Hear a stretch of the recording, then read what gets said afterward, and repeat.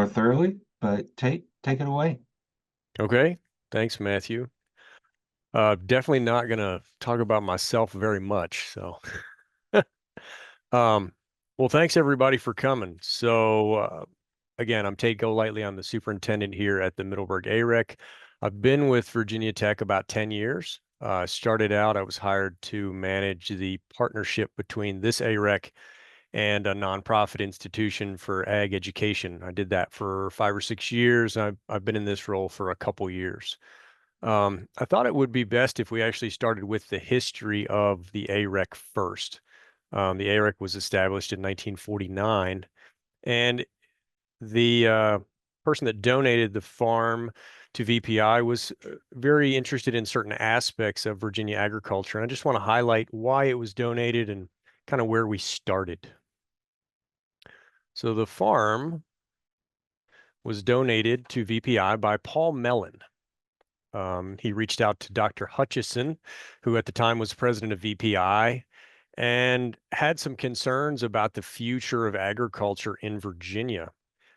So he and some neighbors got together and decided the best way they could help further agriculture in Virginia and promote the industries in their neighborhood and their state, and they were very passionate about the Commonwealth of Virginia, was to purchase some land and donate it to VPI.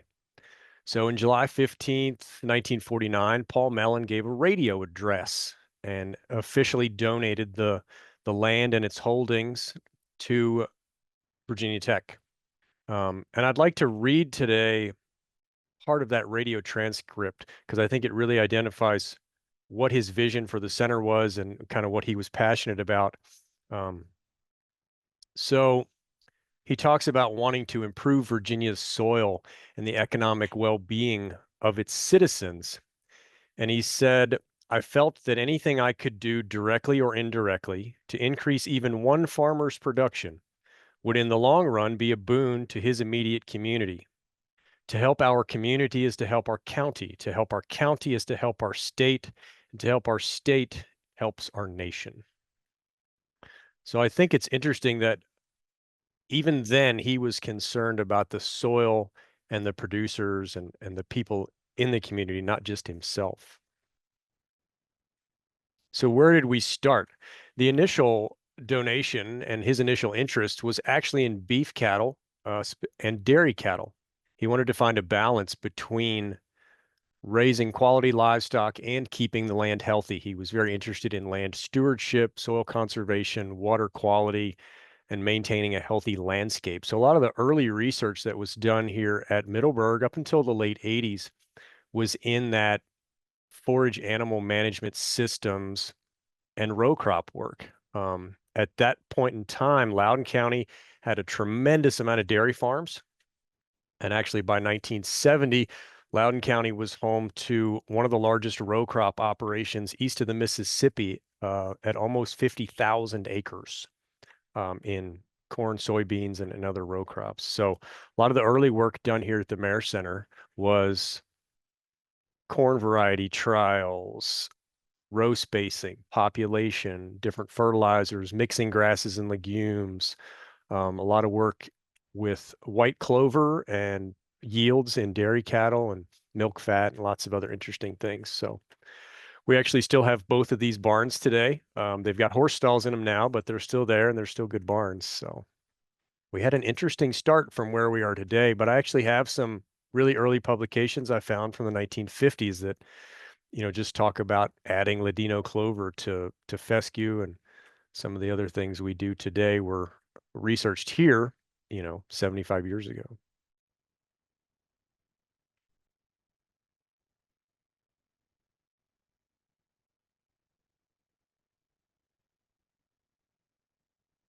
So that kind of brings us up to about 1988, 1989, something like that. It took several years to kind of transition from that early work to more of an equine nutrition and pasture-based work.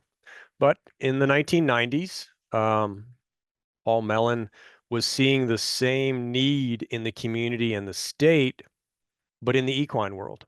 So he was still passionate about soil health, animal nutrition, water quality, preserving the landscape and growing good forage. But at this point in his life, he had still had some beef cattle, but he was very involved in the thoroughbred racing industry and had a lot of racehorses at that time. So he wanted to see the center focus a little bit more on equine nutrition, and that kind of followed the community's trends and the stakeholders' trends. So in the 1990s and the late 80s, the Arec went through a big transition. Basically, they were taking it from a working dairy and beef operation to an equine operation. So uh, labs were remodeled, barns were rehabbed, went through a lot of facilities changes in the 90s, added an equine treadmill and some equine exercisers.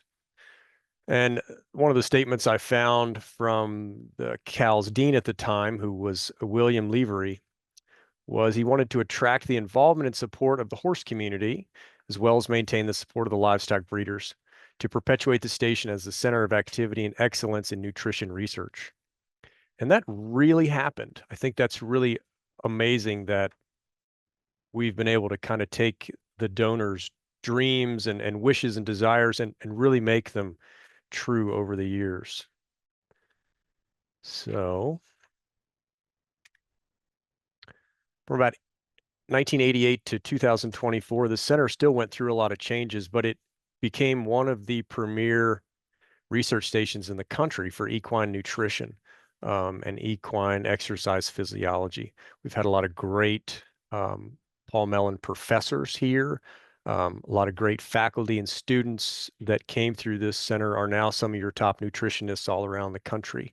Had several different equine breeding programs over the years. All of that was prior to me, but a lot of thoroughbred yearlings were sold out of this farm that went on to be, you know, good quality horses and good race horses for people.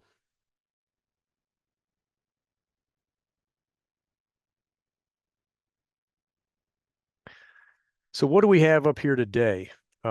Facilities wise, we're 420 acres.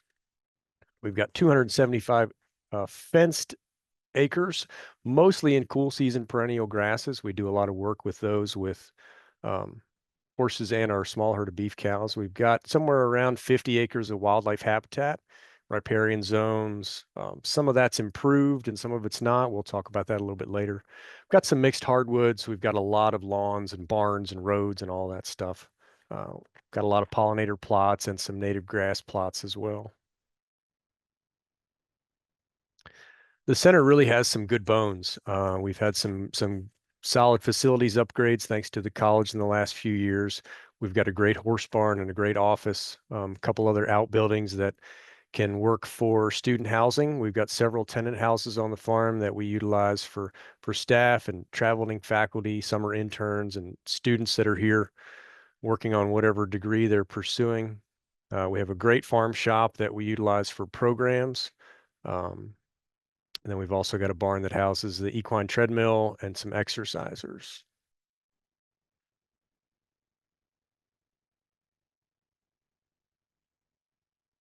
So we went through a big equine treadmill rehab just 2 years ago. We actually completely stripped the machine and rebuilt a lot of components. So right now it's working well and it's a very valuable tool and we're glad we've had it. So I thought you all would like to see a video of it.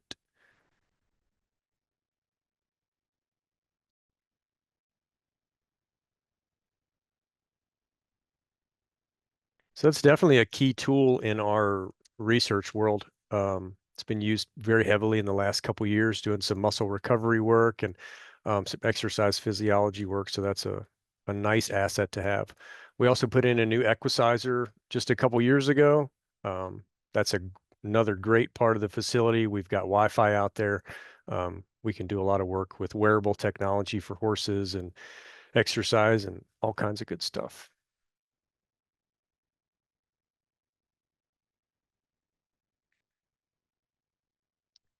We also have a good fleet of just tractors and general farm equipment for any kind of pasture maintenance we've got to do. We make a lot of hay on the farm. We provide all the hay for our own horses. and beef cows. A couple years ago, we did upgrade to a tractor with GPS technology and auto steer. So we've got some mapping capabilities now and the ability to be a little more precise with our farm work.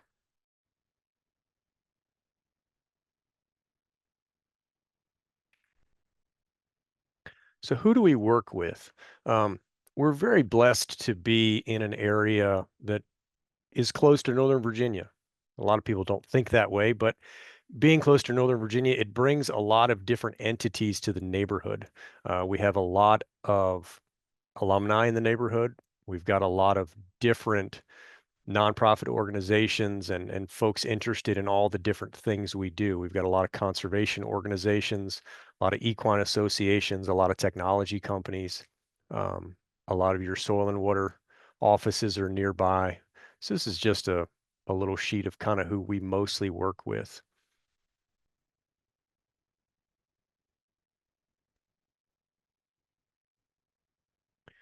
So I would say our main assets really are the amount of land we have. We've got a great landscape here. We've got a lot of grass, and we utilize that grass quite a bit. But probably our biggest asset, in my opinion, is the diversity of the farm. If you look at the landscape, we have lots of different soil types on the farm. We have different topography. We've got um, wildlife areas and wetlands and different ecosystems and all those things we can utilize for a diversity of programs, whether it be research or education or county government needs, local school system needs. And the diversity of our landscape enables us to provide a lot of different services to our stakeholders.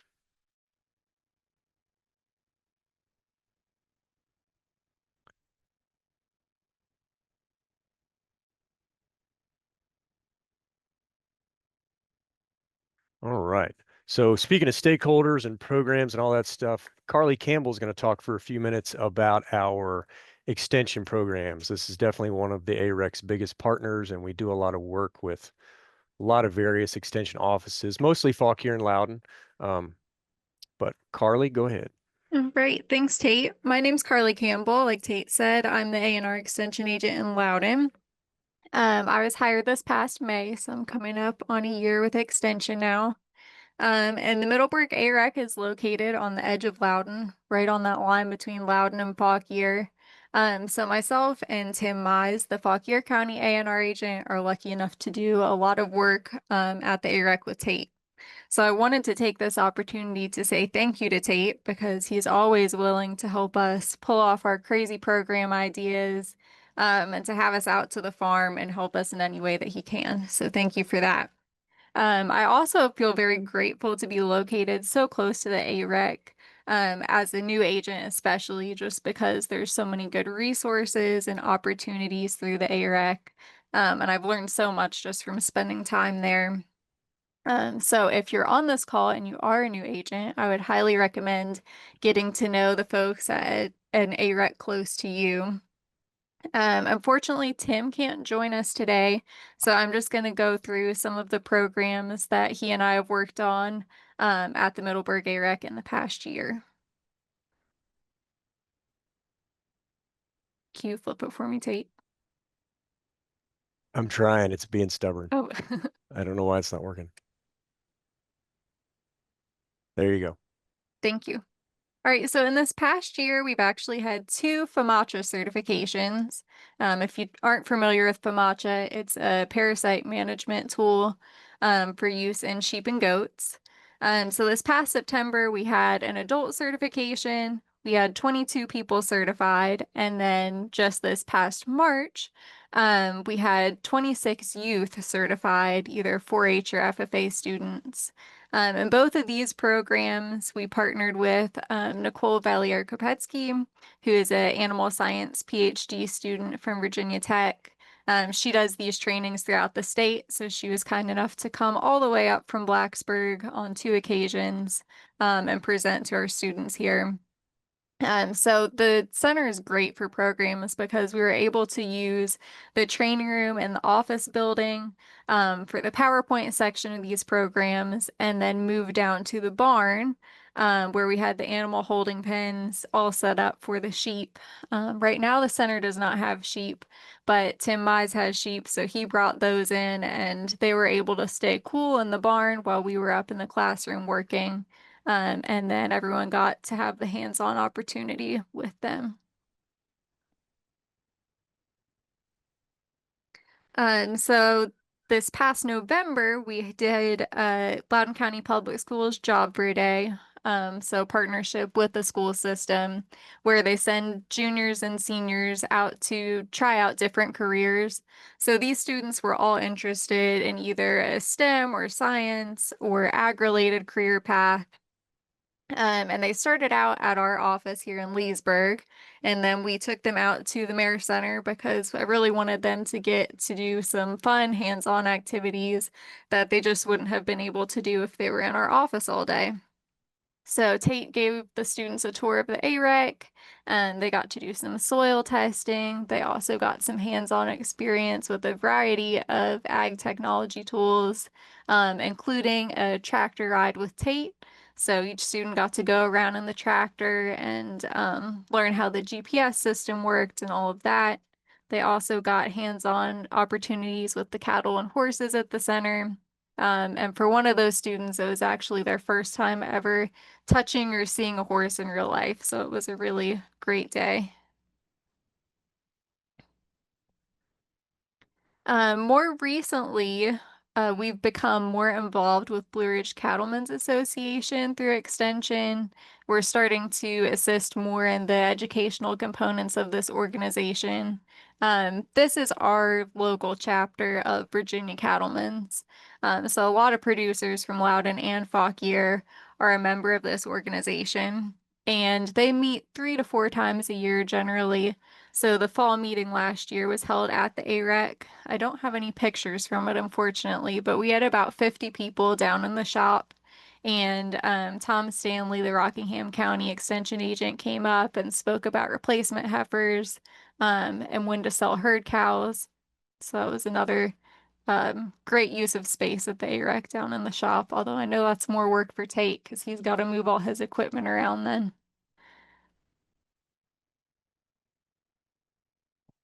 So this is the last program I'm going to cover. This one we just did at the beginning of this month, and it was the beef quality assurance training. So we had 9 people certified at this program, 5 of which were actually 4-H members from Loudoun and Fauquier. And we started out kind of like the FAMACHA trainings with a PowerPoint in the classroom. They also got to practice doing some vaccinations on fruit. And then they got to go down to the pole barn where they've got the cattle working system and squeeze chute. So that was great because they got hands-on with the cows that are housed at the Arec as well as the equipment. And they got to actually vaccinate and deworm those cattle. So.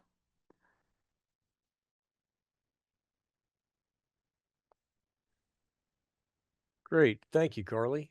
Yeah, no problem.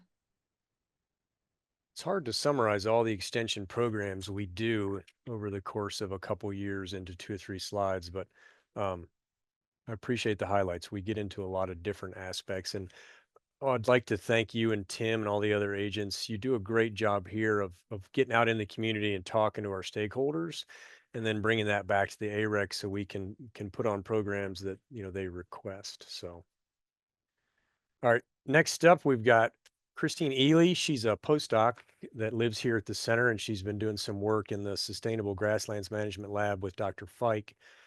She's going to talk for a few minutes about some of her projects and some of the equine extension programs that we've got here at the center.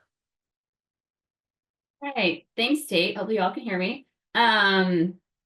Yeah, so I am a postdoc, but I also did my PhD at Virginia Tech, completing my research at the Mayer Center as well. I do work under John Fike, the State Forage Extension Specialist in our Sustainable Grasslands Management Lab. And basically, I am a little bit of his outreach arm here in Northern Virginia, and I'm very grateful for the opportunity to be able to conduct some of my programming and research here at the center.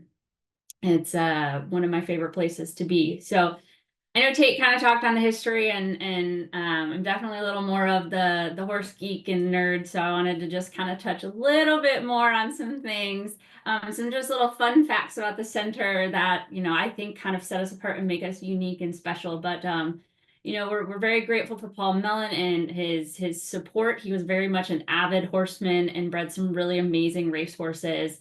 But another fun fact for the Mare Center is that John and Jackie Kennedy actually lived directly behind the center.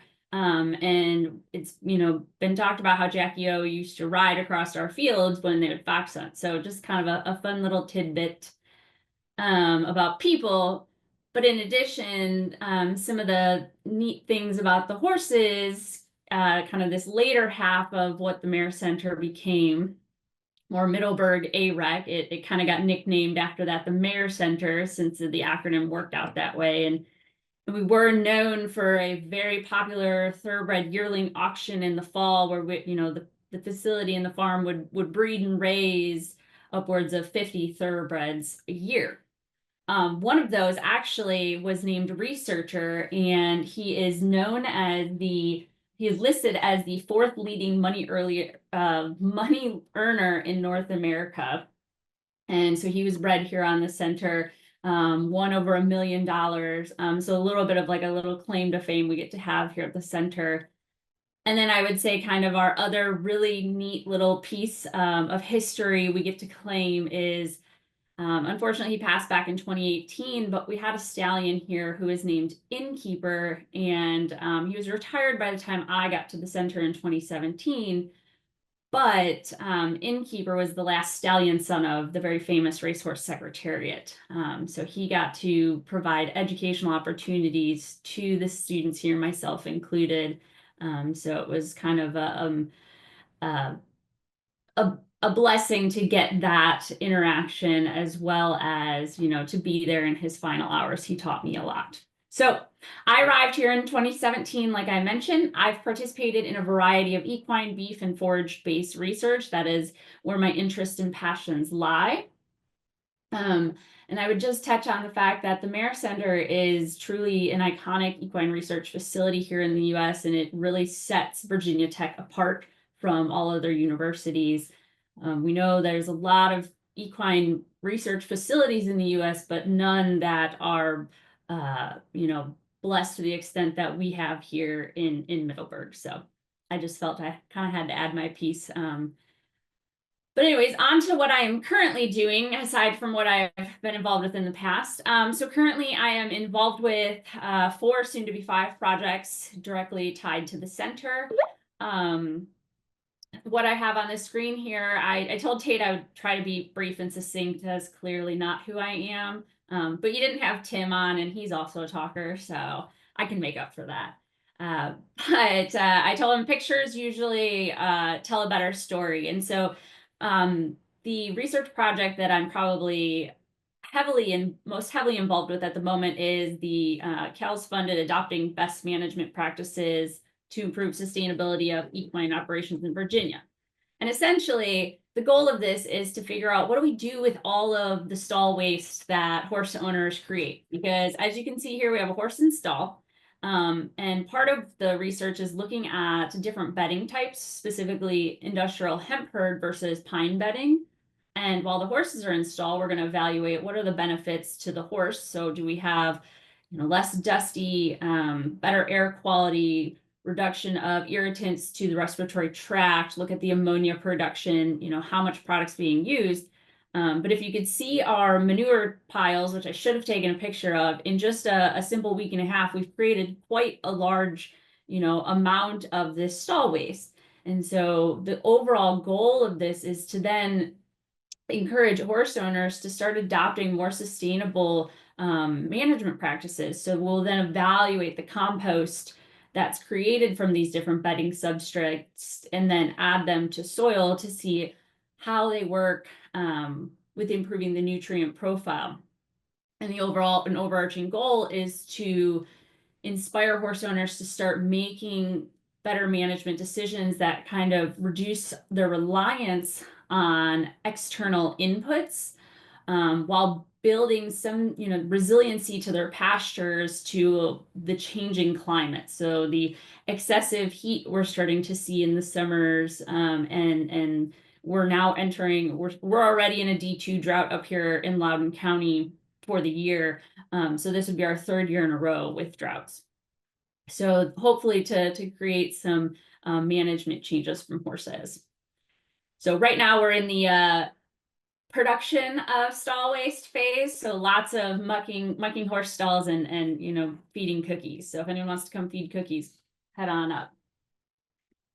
One thing I'll say is also here in Virginia, the Clark, Loudoun, Fauquier County, so Loudoun and Fauquier being the 2 counties the Mayor Center resides in, are the top 3 horse counties in the state. And so addressing the need for the constituents aligns very well with, kind of where the horse population is focused. Next slide, please, Tate.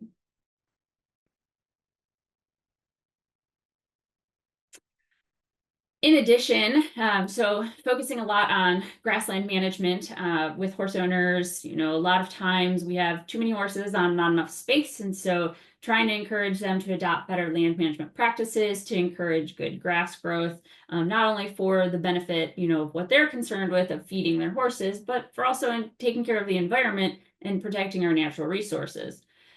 We've installed 2 demo sites very recently. The one on the left, being called the Paddock Paradise, and on the right, comparing it to a little more traditional recommended rotational grazing setup. And so the goal for these 2 demo and hopefully experimental units is to essentially look at balancing pasture management with horse health and well-being. So typically on the right-hand side, we have electric fence dividing off the front portion of the pasture to allow, to keep horses off of the pasture when it's stressed, either from, heat and drought or winter time, to allow it to grow and recover. But one of the biggest complaints we get from horse owners is that we don't want to restrict our horses. We want them to be able to move. We want them to be able to act like horses. So that therein lies the other hopeful solution of the Paddock Paradise, or we call it an equine grazing track. So instead of secluding them to the front portion, we have just simply installed electric fence around the perimeter of the grazable area and allow them to move around and graze on that track. We have hay feeding stations set up as well. There'll be different enrichment activities, but addressing those concerns of horse health and well-being, and mental stimulation. So we're excited to get this going. There's a lot of excitement up here in Northern Virginia about the grazing track, a lot of questions. It's been over in Europe for years. So we're excited to have that. Hopefully gonna be able to add in some research components to it as well. Next slide, please. Okay, so then in kind of, sidestepping over to more of my beef cattle focus, I'm also involved with some, I'm also involved with NRCS Conservation Innovation Grant. There's a multi-state project that is looking at bale grazing as a practical, low-cost, environmentally sound management strategy for winter beef cattle. So really we're looking at this as alternative winter feeding of placing bales in a predetermined space at predetermined intervals. And the goal is to spread out nutrient deposition more evenly and reduce labor inputs throughout the winter. So instead of, just placing a bale in the same spot and over depositing nutrients, we're allowing the animals to work a little more organically for us and spreading out the nutrients. So as you can see here, this overhead shot that's on the right top picture was a 1 acre kind of demo spot we set up here at the center. You get a little more disruption when there's some moisture events, but the little black dots are all the manure piles. So it's really cool to see how well and evenly that manure was distributed. And so we're going to see how well that comes up throughout the spring as far as, allowing those forages to grow and recover. Another project working on here at the center, and these are both also on-farm collaboration grants with other with producers around the state. But we also have a state CIG grant to look at establishing improved forbs in perennial grassland systems. The goal to improve stand diversity, forage quality, and soil health. And so this project is looking at incorporating improved varieties of chicory and plantain into existing pastures. So looking at establishment methods, timing, and then how is that benefiting the other forages in the pasture and the overall soil health. So we established a plot here at the center looking at pre and post graze establishment and drilled versus broadcast to look at that. And we'll be doing some field days this summer at the center to kind of cover these projects and, you know, add in that outreach portion that is so valuable and pertinent to, I think, the research that we produce. And next slide. And then this study is not quite started yet, but we are in the planning phase and we're probably kicking it off in, I think, 3 weeks or so. But we'll be looking at delayed hay cutting to preserve wildlife habitat. And so there's been a big push to delay hay cutting and utilize things like summer stockpiled forage in an effort to protect ground nesting bird habitat. In addition, we'll be looking at cutting heights as a way to protect, you know, turtle species in the area that can be impacted by, you know, lower cutting heights. So one of the big questions is how is this going to affect the forage quality and the soil health and microclimate? So we're taking measures on that while working with some of our partners on, you know, what are the benefits to the ground nesting bird turtle habitat. So that will be kicking off in a few weeks. We'll be doing different, we'll be cutting at different times throughout the summer at different heights and taking those measures, and excited to continue to look at what that's going to produce. So, all right, and I think I have one more slide. All right, so the last kind of piece of this, of my part, is a multi-location field day we put on called Pasture Perfect Equine Grazing School. This was in collaboration with a couple of extension agents and one other specialist as a way to engage the equine community. So we hosted one location at the Mayor Center last week. This was a program that included a morning portion of educational presentations. And then in the afternoon, we had some hands-on demos to kind of incorporate, you know, what did we learn in classroom and let's bring it outside. So it was a really big draw as far as, you know, we had our grazing track that we demoed. We had sprayer calibration, things that horse owners don't tend to think about and, you know, focus on. We had a soil pit, so we really wanted to dig deep on some of the topics I don't feel like we always cover so in depth, and not just how do we, you know, address the horse of like, okay, how do we feed them better to make them run faster? That's not a great example. It's not what we do in extension, but I wanted, you know, them to start thinking a little more outside the box of, you know, what does it mean when we overgraze? Not just, okay, you're not going to have any grass or you're going to have weeds, but what does it truly mean to the soil beneath their hooves? So we had over, I think, around 45 participants, and that wasn't including the 11 sponsors and variety of staff that was helping put the event on. It was a beautiful day, and I was really grateful for the support from Tate and the rest of the farm crew, Carly for stepping in last minute, and some of the other extension agents for helping out. So we hosted our second location yesterday in Free Union on a private farm, and it was equally successful, which is slightly different vibe, but yeah, we're always grateful for our partners with the Mayor Center. So I think that's all I have. So I'll stop talking now. Thank you so much for inviting me, Tate. You're welcome. Thank you. Yeah, I thought both of those grazing schools were quite a success. We had good turnout, we had good interaction with people. It was good. And those are definitely something we host kind of on a regular basis. It varies throughout the years, but we've, hosted fencing schools, we've hosted small ruminant grazing schools, cattle grazing schools, just basic land health and horse pasture schools. So it's definitely part of who we are. What else we got? Just a couple more pictures kind of talking about our programs and things. It leads us into, we do a lot of youth programs. We've got great partnerships with both Loudoun County and Fauquier County Public Schools, all the way from K through 12. We have a tour coming up in 2 weeks of Loudoun County FFA students, and they're going to be coming to look at Christine's project in the barn, and we're going to talk about some horse pasture and different things that affect the kind of ecology on the farm.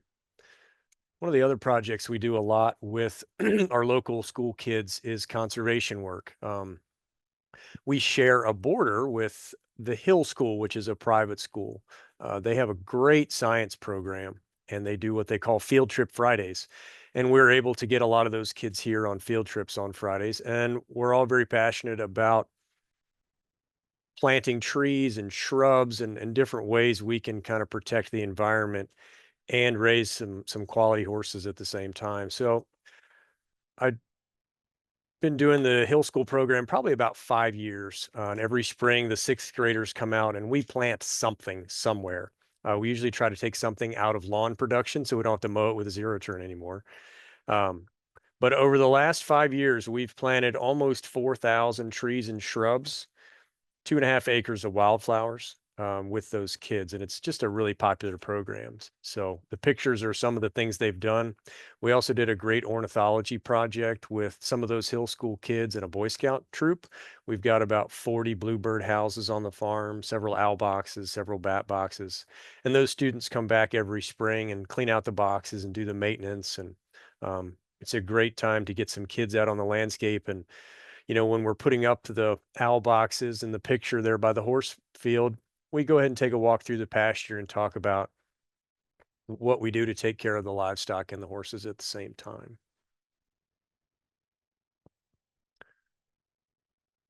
One of the other popular programs we do is we host the Loudoun County Public Schools Arbor Day art project. All the fourth graders in the county submit an art project. And they're judged by local community members, and the top 50 selected receive a free bluebird house.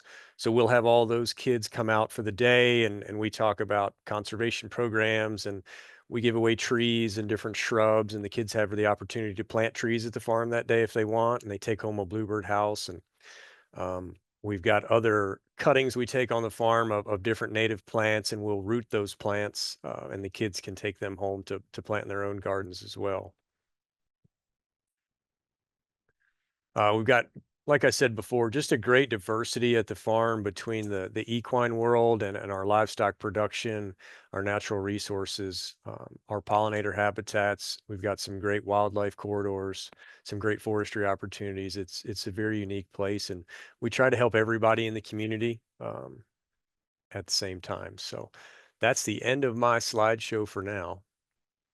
Unless anybody's got any questions for myself or Carly or Christine, we'd be happy to try to answer them.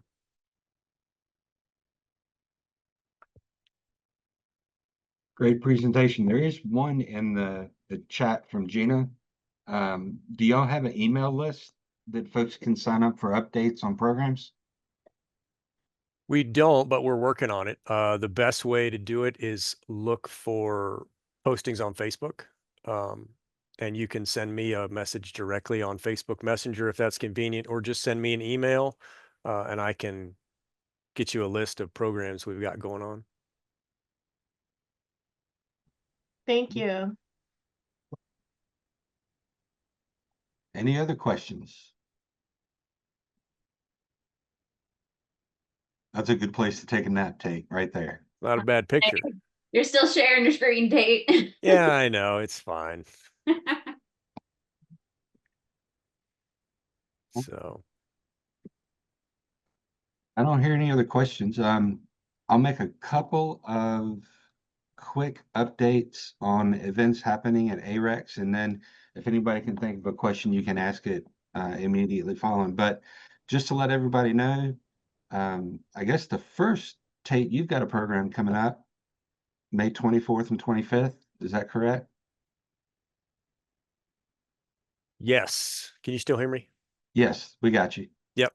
Talk So about we that a little are, bit. yes, we're part of the Upperville Hunt Country Stable Tour. So it's a tour of different stables and estates in the Upperville Middleburg area. So we participate in that. It's kind of our open house for the year. So we'll have horses in the barn and different people here. We'll posters hanging up about research, and so people can come out, meet a horse, talk to students, talk to the research faculty, and kind of tour the AREC a little bit and see some of the flowers we grow and meet some horses. And it's a nice afternoon. Cool. In addition to that, Eastern Virginia AREC in Warsaw will be having their small green field day event on May 22nd. If anybody's interested in that, give Joseph Oakes a call, who's the AREC superintendent there. And then moving into June a little bit, the Hampton Roads AREC will have their berry field day on June 4th. So those are some upcoming events that are happening at ARECs. If you're interested, you're welcome to send me an email or contact the AREC director or superintendent that is hosting that program. So before we knock off, we do have one question in the chat. What are advantages of chicory and plantain for horses?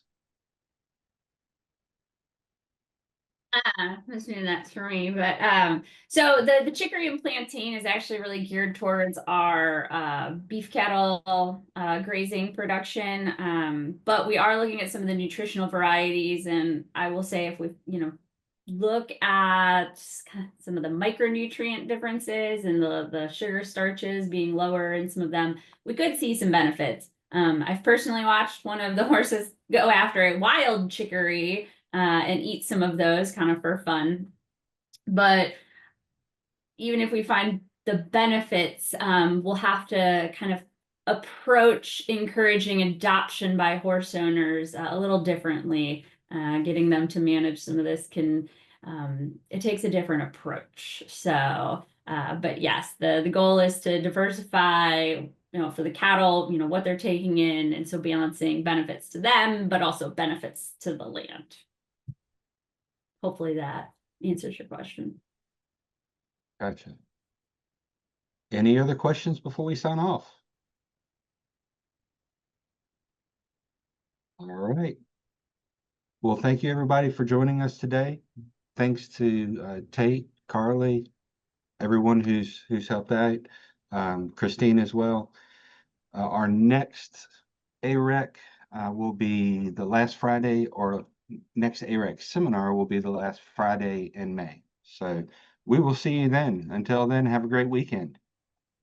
Great. Thank you, everybody. Thanks, Matthew. Yes, sir. Thank you all. Thank you.